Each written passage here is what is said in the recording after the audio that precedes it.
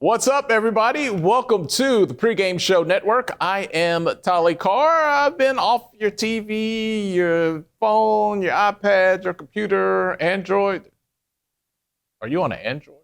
Okay, no judgment, no judgment. But I've been away for a while, but now I'm back, and it's never just me, right? So let's welcome him in. Boom, here he comes. There he is. There he is, right there. Our guy, Uncle Neely, representing his alma mater, Jackson State University. Neely, I was with your people this week. Part of the reason I've been gone, preparation, travel, getting back home from SWAC Media Day. Jackson State picked to finish second. No, third in the SWAC East. What are your thoughts about Jackson State and their preseason pick?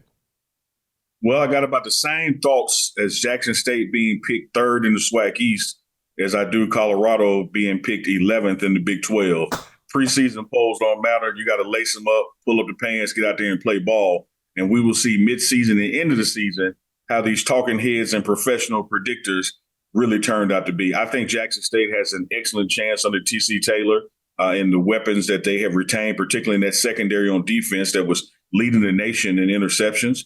I think that they have an excellent chance of representing the SWAC from the East. That's all you got to do is just get there and see who you'll be playing from the West. But saw Jackson State was picked third in the East. I still like our odds because they're a returning team with a winning record. They got a lot to build on, man. All right, so people are saying Alabama State will be one, FAMU defending HBCU national champion, second in the division, followed by Jackson State. But it's just talk. That's all it is. They will decide it on the field.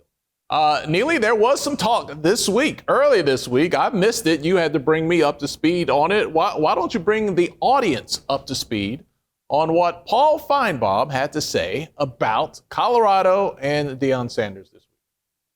Well, just paraphrasing his exact comments, he talked about the irrelevancy of Colorado football as it relates to the playoff landscape in college football this season. That people need to stop talking about Colorado, focusing on Colorado, because Colorado would not have any impact whatsoever on this season. He then doubled down and said, furthermore, what it's going to take for Colorado to become relevant, Deion Sanders does not have the patience for. So he doesn't expect Coach Prime to be in Colorado long enough to fully turn the ship around to where Colorado is relevant in that discussion. Wow, Neely, your gut reaction, pretty strong words there. When you heard that, did you just disregard it as, oh, that's a hot take and just using Colorado to get people to talk about what he had to say? Did you think he really meant it, said it with his chest? Where'd you land on those comments? Well, when I first heard of the comments, I thought it was just that clickbait. So then I went to hear the comments for myself, and I believe that he believes it. Which made the comments even worse to me.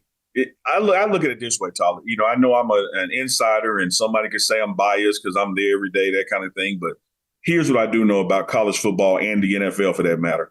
It is a quarterback-driven league. You have to be able to pass the ball on offense. And if you have arguably the number one quarterback in the nation, certainly top three quarterback in the nation in Shedeur Sanders his senior year, the weapons you brought in a receiver from the transfer portal, the weapons you retained like a Jimmy Horn Jr. and a Travis Hunter, the revamped offensive line, a defensive line that can now stop the run on the other side of the ball. I don't understand how that is irrelevant in a conference that's in the Power Four. To get to the playoffs, all you got to do is be in the Power Four and win your conference championship. Colorado certainly has a path forward to do that, or be in the remaining top 8 teams. Once upon a time when Colorado had rattled off those early wins last year, made it to the top 15 in the nation, and this year has a better team, better coaching staff. Got to remember you improved, operationals on that side of the ball as well. I don't know how you arrive at the conclusion that it's irrelevant, and you're saying that in late July when there's so much football to be played. I think with the quarterback in Shedeur Sanders, Heisman Trophy candidate, and also in Travis Hunter as well, you got more than a puncher's chance to be relevant. And then with Coach Prime doubling the wins, quadrupling the wins, I should say, from 1 to 4. If he doubles them this year and gets to 8, the year after that, it'll be 16 wins. That's undefeated all the way to the national championship. I don't know how you arrive at something being irrelevant with all of that candy in front of you moving forward. I think irrelevant is a super strong word there. Look, do I anticipate people across the country to predict Colorado to win the national championship? No, I do not. I'm not even going on a limb to say they're going to win the national championship. If they did, hey, I would love it. But Neely, this is what I see. You got two of the top weapons in all of college football. Shedeur Sanders. Name people who know what they're talking about who do not say this guy is one of the best, if not the best, at his position. Getting the quarterback right is like 60% of the battle, right? You got Travis Hunter. I don't know. When's the last time we seen something like a Travis Hunter? Like, come on. The mid-late 80s with Deion Sanders at Florida. Okay. All right, there you go. And which Deion Sanders says Travis Hunter is ahead of him. So if you're going to take the man at his word, this is the unicorn of all unicorns, right? There's been upgrades at the offensive line. I would pause there. I think it is within reason to say, asterisk if this line can gel and come together and be better than last year, which isn't a high bar, there should be more success for this team. You look at the addition of Warren Sapp and what one of the best to ever do it is now teaching your kids with the understanding they're not going to be me. It's not going to be, all right, you kids be Warren Sapp or bust. He has a level of understanding that you would think he's going to elevate that line. What they've done through the transfer portal, I would say, and not having a hot take might not be the popular thing in sports media in 2024, but a nuanced outlook would say this could be a very dangerous team if XYZ happens and comes together. Let's sit back and watch and see what happens. But to say in July, irrelevant, absolutely no chance, that's a bit of a stretch to me. That's a big stretch. I felt exactly and feel exactly the same way. How you reached that conclusion before we've played a game with all the facts that you and I just pointed out going into the season, to dismiss it as never should be talked about because it is that far away, from happening. I just don't know how you arrive at that conclusion unless, there's just some willful ignorance there that you're just trying to look the other way, that you just, don't want to be a part of it and don't want to acknowledge what's happening there. There's no way on the landscape of college football with collectives, with NIL, with revamping through the portal. I don't know how you reach irrelevancy before August 1st. Neely, let's get right to it, brother. There is a lot of fear in this country right now, across the board.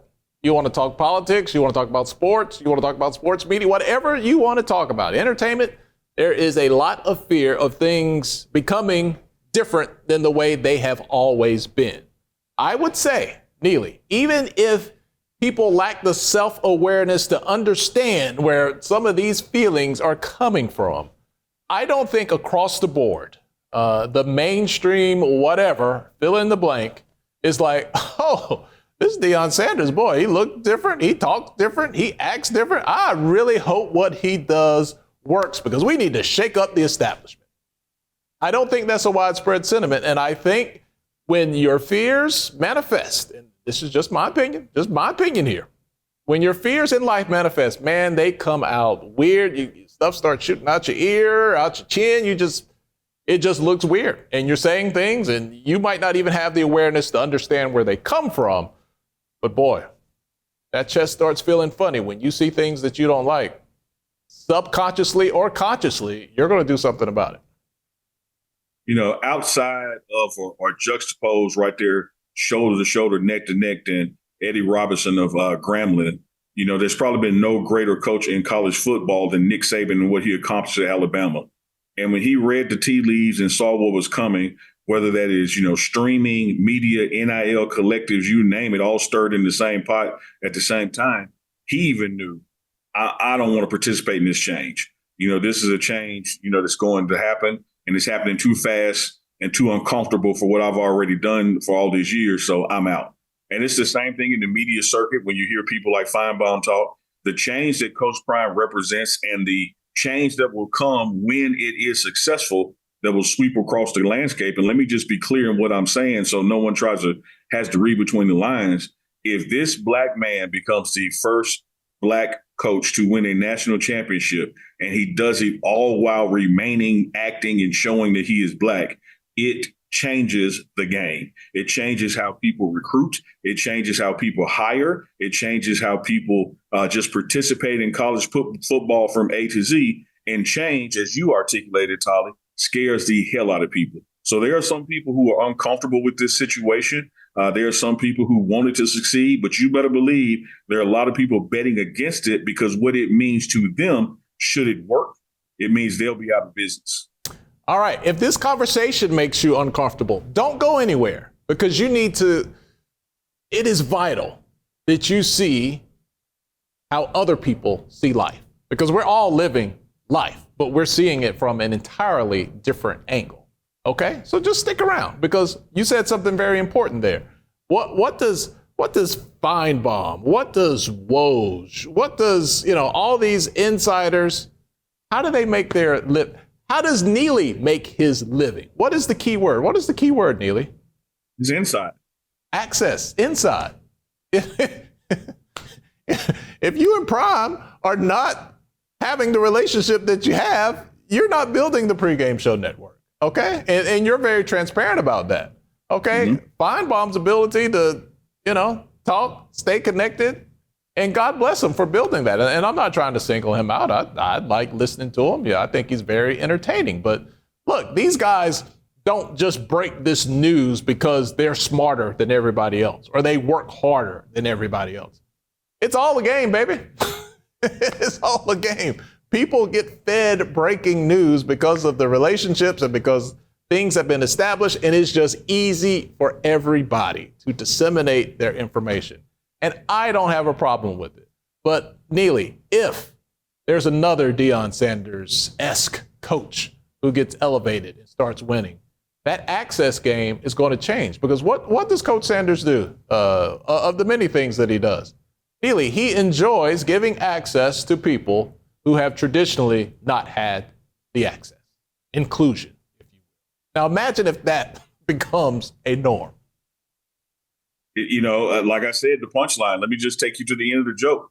If that, or should I say when that becomes the norm, there will be a lot of people who are going to go ahead and go into retirement because the way that they used to do business will not be available to them. And it's not that somebody took something from them. You just saw a leveling of the playing field. You just saw opportunity extended to other people and other media sources. And that's one thing that Coach Primes understands, is that growing media platforms, having people be a part that he can trust, is the same thing that these other folks have just done for decades. And now that he's doing it, people have a problem with it. Now, all of a sudden, when Neely reports on Colorado, oh, it's biased, he's just saying what he's told to say. When a Finebaum can report on Alabama for decades and nobody says a word, it's still the same access, the same insider information, the same thing that coaches have used ad nauseum for decades to get the narrative framed and the information out and get it shared in the right way. But Tolly, as you know, ain't no fun when the rabbit got the gun. No. If people want information on Colorado, just the average person, Neely, and keep it 100 right here, where are the first three places they go? It's going to be well-off media. It's going to be reach to people, and it's going to be the pregame show, period. Three brothers that 5 years ago, you didn't know who they were, what they were doing. They had other lives. They were doing stuff. And now they are making a living. All three brothers right there. That's one of them on your screen. Where he's right there. Making a living off the access provided, and that's part of the equation, but his ability and desire to work hard, be professional, and bring you the information. I want to add one more layer to that people miss all the time. Those three brothers who are doing that started at an HBCU in Jackson, Mississippi called Jackson State. And when they left with Coach Prime to start covering Coach Prime in the Pac-12, now the Big 12, guess what happened at Jackson State? Other people then got the opportunity to continue doing what they were doing. And so a rising tide lifts all boats. When you move out of a house, you better believe somebody else moves in it. And so this is a cycle that will continue as we continue to uplift coaches, uplift platforms and programs, all based off hard work and relationships. The same thing that other people have been doing. Now that we're doing it, they mad. And listen, I want to be clear. As we communicate with people I don't have a problem with anybody. If you're a person that works hard, we're good. Like, we can disagree about everything else. I love a hard worker. That's why Neely and I get along. And I love to compete. But Neely, to compete, only thing you ask, look, let me run the same 100 yards that you run. Don't put me on a 200-yard field and say, when you get from one end to the other, it's 7 points. But the guy over here only had to, run 100 yards to get his 7 points. Make all things equal, and then let your work speak for itself after that. That's the gist of the way I look at it, the way I look at life. I think you're looking at it spot on, and thereby HBCU game day and all that it has accomplished in that space and beyond, over the years. If hard work is going to be, the given, if this was geometry, like I'm going to start you off with one number. If hard work is the given, then opportunity is the variable.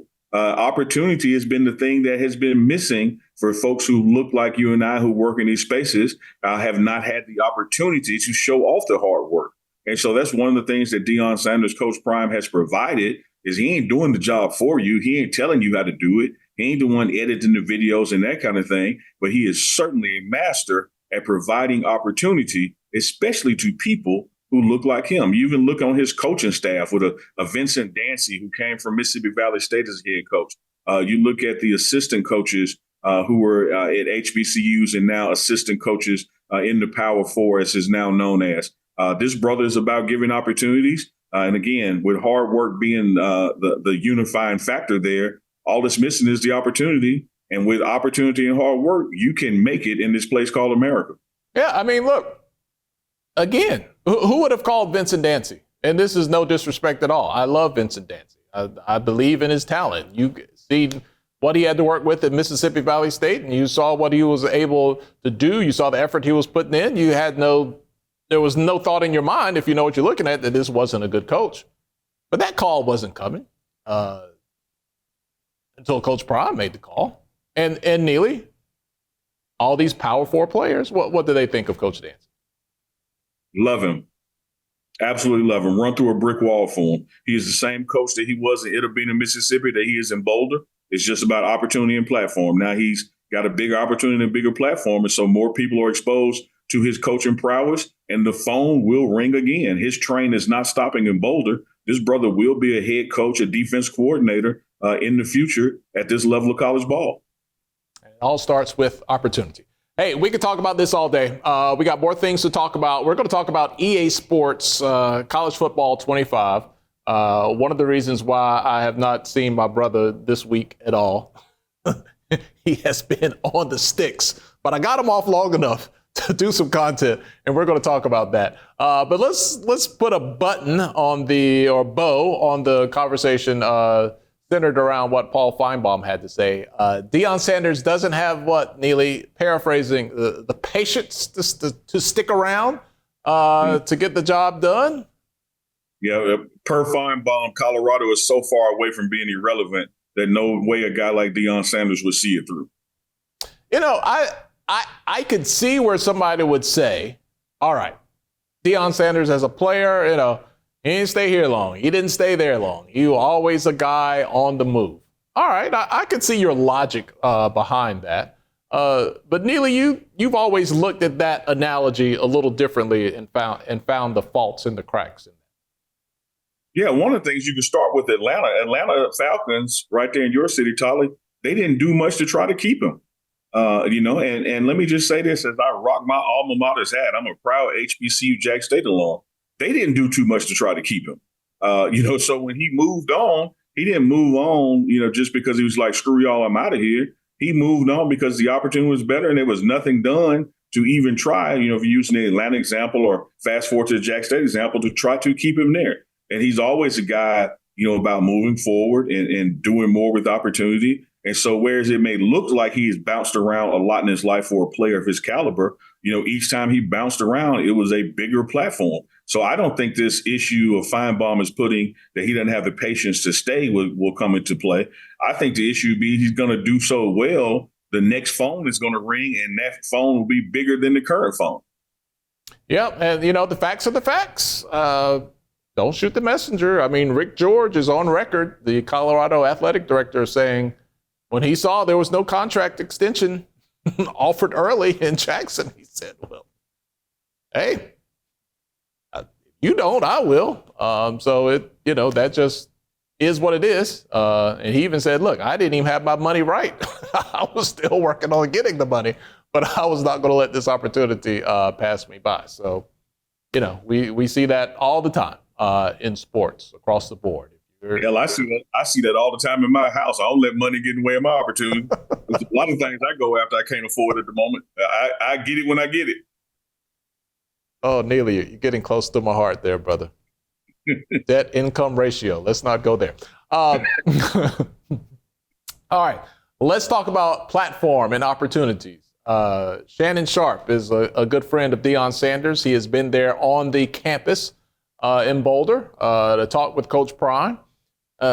We know that he left FS1 last year after a falling out. He hasn't gone on the record unless I missed it and thrown anybody under the bus. But we all saw that when Skip Bayless said what he said in the Tom Brady conversation and the level of disrespect, the writing was on the wall.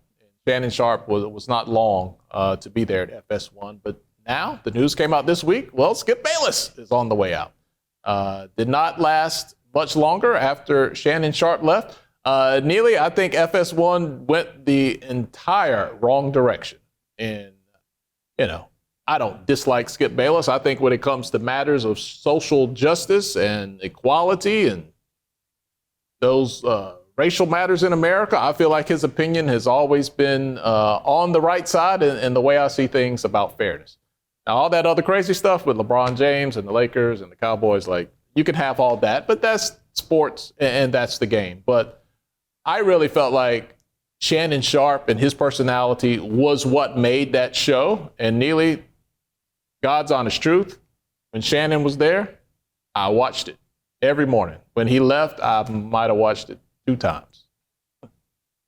One thing about the universe, Tolly, for every time you have a yin, you absolutely have to have a yang. Like, these things have to be balanced. You have to take all of that into accord when you're measuring one way or the other. And it was just true to form that you can have a Shannon Sharpe without a Skip Bayless, and you can have a Skip Bayless without a Shannon Sharpe. But what you can have is the show that they used to have without each other. And Shannon was able to move on and quickly join another partnership, including doing his own thing via YouTube, after hours. And Skip was there trying to just find that yang again, that chemistry again, and it just never took place. So whether, FS1 bet on the wrong horse or not, they both were going to have that same quandary when it came to how do we get this guy some juxtaposition across the table for him that people want to see. I'm like you, Tyler. I think most people, lean towards Shannon and his thoughts and what he was doing because he was a been there, done that kind of guy. He was talking football. This is a guy in a gold jacket. He was talking about what athletes are thinking before big games. That translates to any sport as well. So I think he had the gravitas and the expertise, to have a bigger landing spot. And not to mention just his own charisma and personality. But we'll see what happens with Skip Bayless and the show. But just as I said earlier, one thing that does happen when Skip Bayless moves on, it just opens the door of opportunity for somebody else. So let's see who FS1 gives that opportunity to. You see a lot of times where Keyshawn has been there, just give me the damn ball, Keyshawn. You've been seeing Paul Pierce sitting there a lot. Maybe this is going to be an opportunity for one of these brothers to step in. But boy, I don't know, man. I don't know what they were thinking. Like, Shannon Sharpe was on fire. Like, he had found his lane. Like, at CBS, that was too rigid. That was too stuffy. He spent time. It's hard to stand out at ESPN because there's just so many people there, right? Mm-hmm. There's just so much going on. He was there. He's now back there. But, man, he had really found his lane. And I think it's a winning combination, Neely. I love it. It only happens a couple of times. I saw it with Marcellus Wiley and Max Kellerman. They had a radio show on ESPN. It was actually ESPN LA. It was local to LA, and I would just listen to it on the app. I love when you can get a brother and a white dude together, right?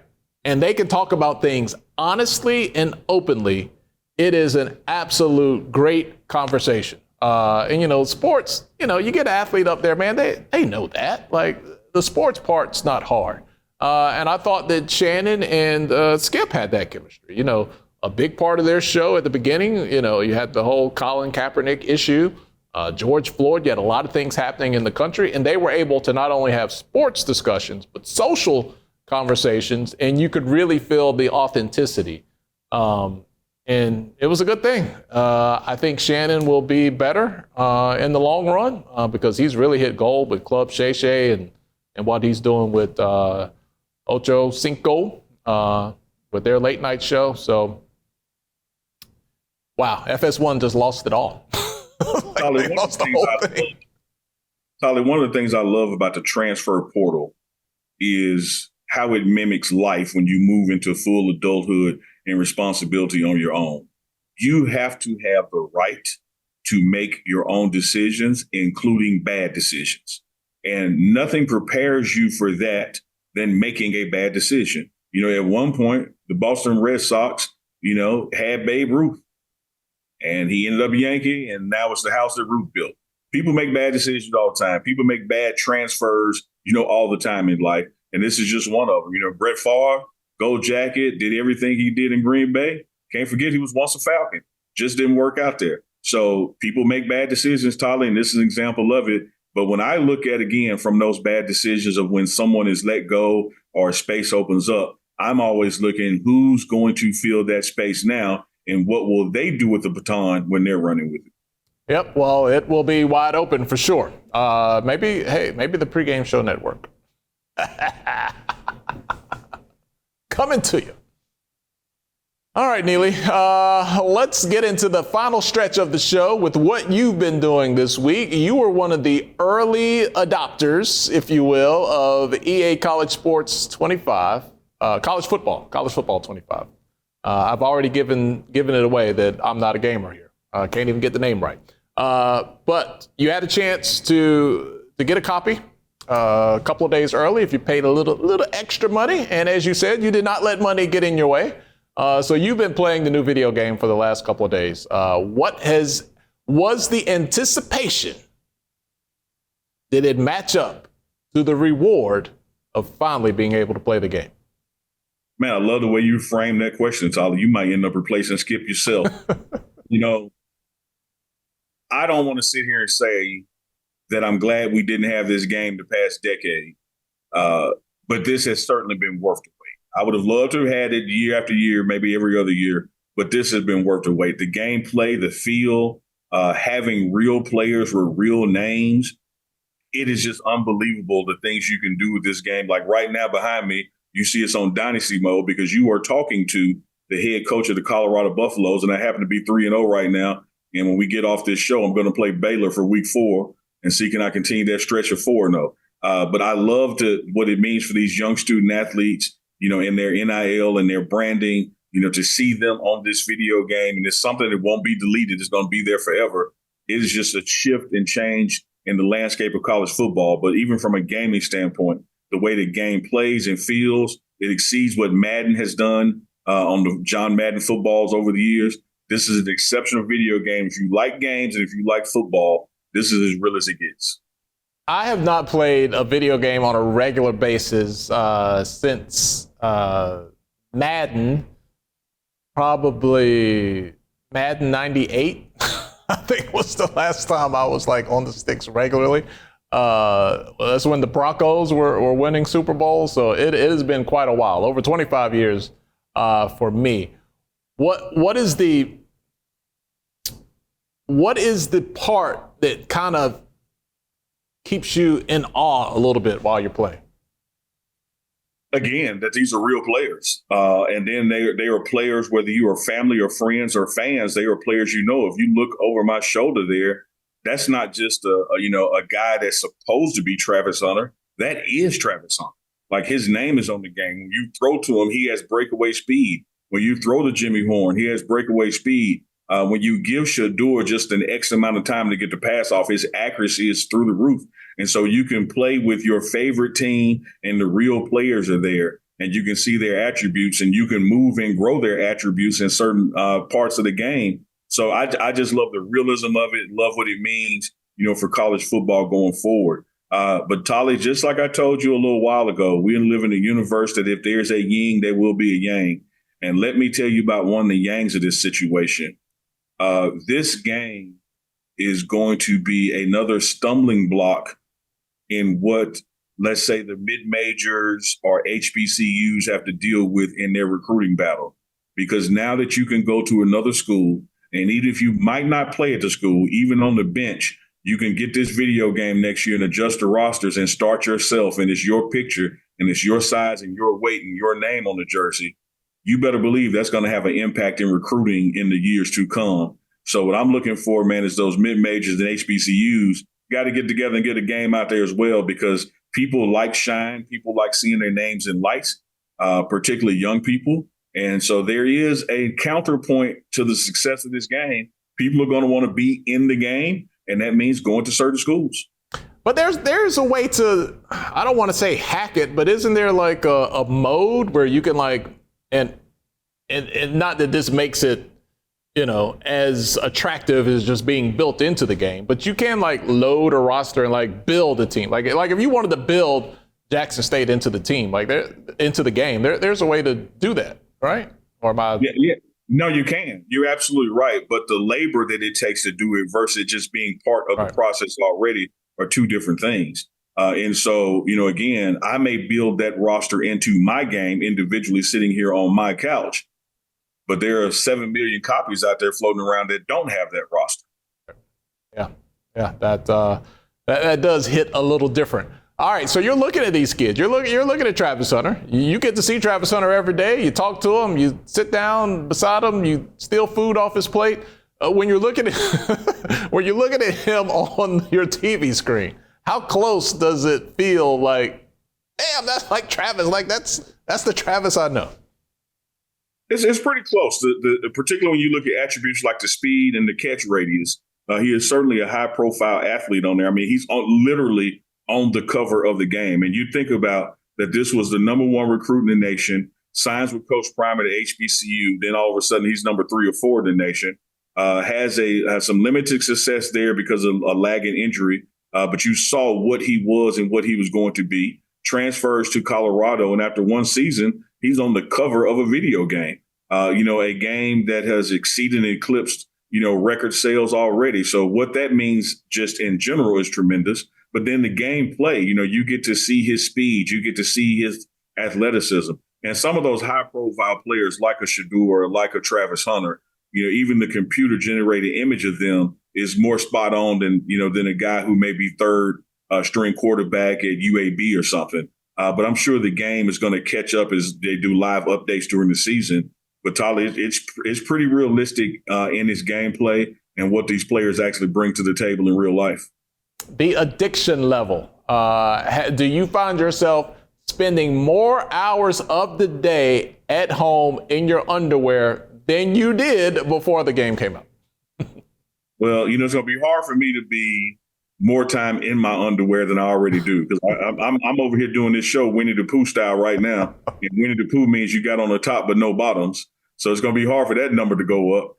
But yes, Tolly, I imagine around the country, age 15 to 55 males have been in the house more the past 72 hours than they were this time last year. And that's only going to continue because the game's popularity is going to grow and grow. You can play across platforms now, meaning if you got a friend in Atlanta that's got an Xbox and you're in Tempe, Arizona with a PlayStation 5, y'all can still play each other. So the success of this game is going to grow. The demand for it is going to grow. And that's why I say going forward, there's going to be people who make school decisions off being in this damn game or having a chance to even be on the cover of it. I'll tell you what, that grass is growing too. People are not even cutting the grass this week.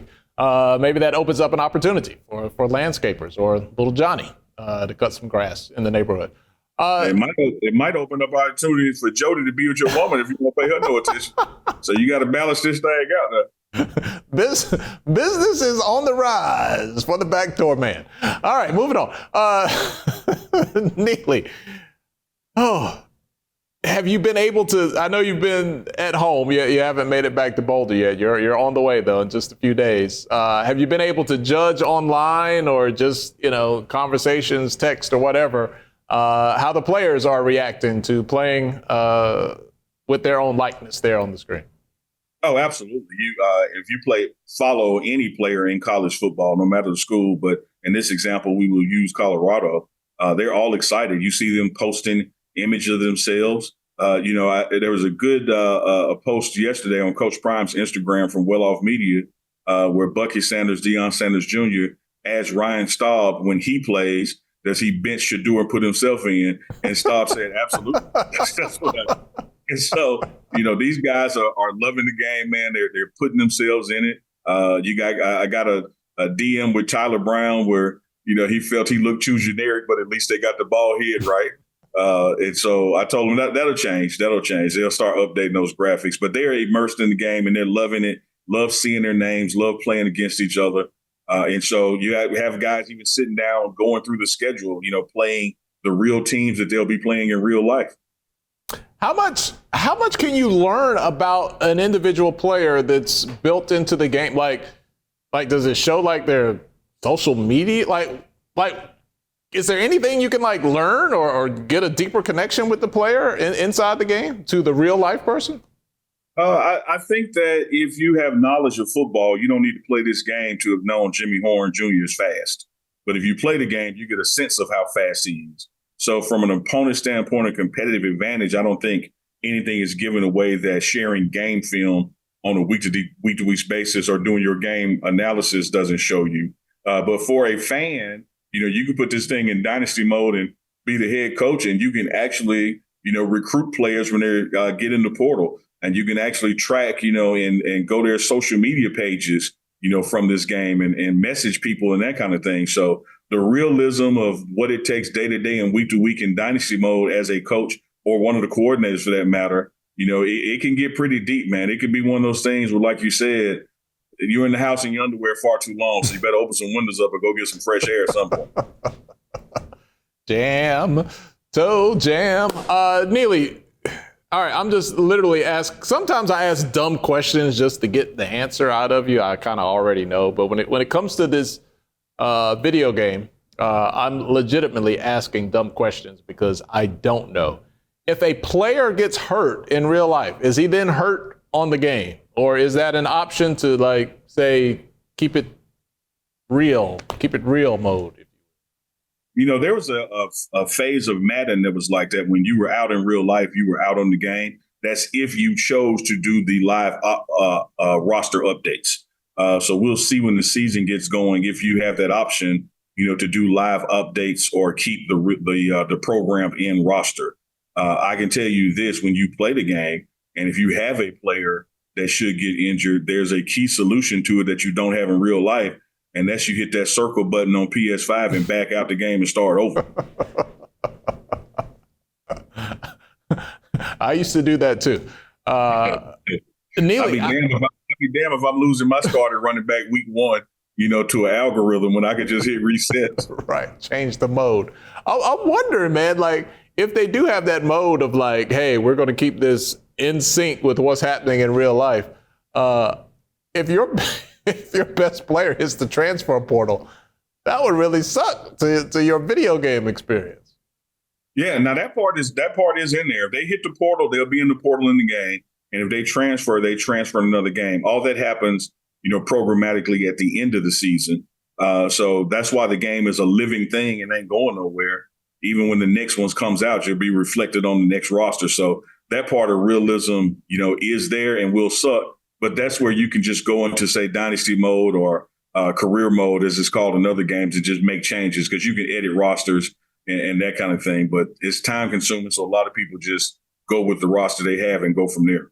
All right. Have you had the conversation with the man in the mirror where you say, okay, Neely, when we get back to Boulder and camp starts, I got to cut back on my video game time? No, I won't have to cut back because I'm already doing it at the time that I'll be free then anyway. I wait till the evenings, to play. I don't play it during the day because that ain't real life. So I am going to be able to make that transition quite well when the time comes. All right. So who are you looking forward to when you get to Boulder? Not that you have to wait, because I guess you can do it online, but just that I would imagine it's a different experience when the person is beside you and you guys can talk junk and have fun.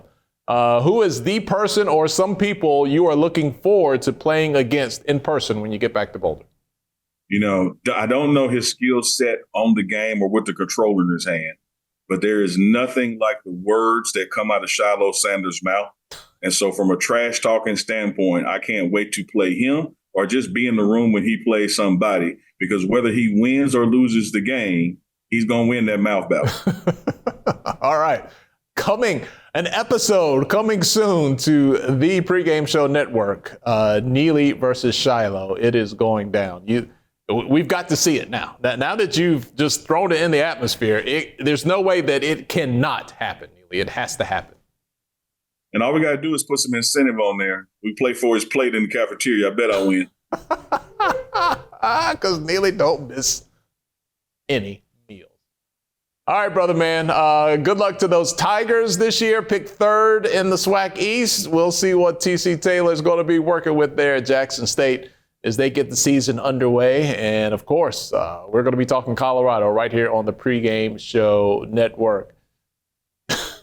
You're just fully representing today. All right, Neely, good talking to you, brother. As always, man. Bam. All right. He's there in Jackson, Mississippi. I'm here in ATL, fully dressed. No Winnie the Pooh here. This is the Pregame Show Network. Big shout out to Miles, our director, back in the control room, keeping it straight, hitting all the buttons for us. And thank you guys. If you have not subscribed, if you have not set those notifications, please do that. Also support us at thepregameshow.com. Until next time, we'll talk to you a little later. Get back on the sticks, Neil.